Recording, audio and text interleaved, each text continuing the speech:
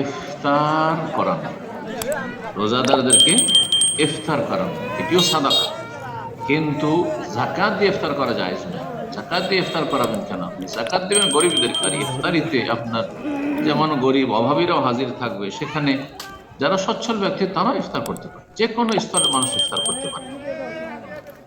মুসলিম ভাইয়ের ইফতারে যে কোনো মুসলিম হাজির হইতে পারে। সুতরাং ইফতারিতে জাকাত দেওয়া আর জাকাত দিয়ে ইফতার করানো এটি মোটেই জায়েজ নয়, যে এক শ্রেণীর লোকেরা করে থাকেন, এবং এই প্রশ্ন বারবার করে আমাদের কাছে আসতে থাকে। জি।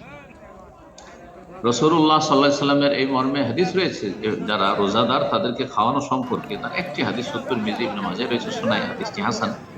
মান ফাত্তারা সায়মান, মানে যেই ব্যক্তি রোজাদারকে ইফতার করাবে, কানা লাহু মিসলু আজরিহি, তার জন্য রোজাদারের সমপরিমাণ সওয়াব রয়েছে। গায়রা আন্নাহু লা ইয়ানকুসু মিন আজরি সাইমি শাইআন, তবে মনে রাখবে যে রোজাদারের নেকি থেকে সামান্যতম কিছু কমতি করে দেওয়া হবে।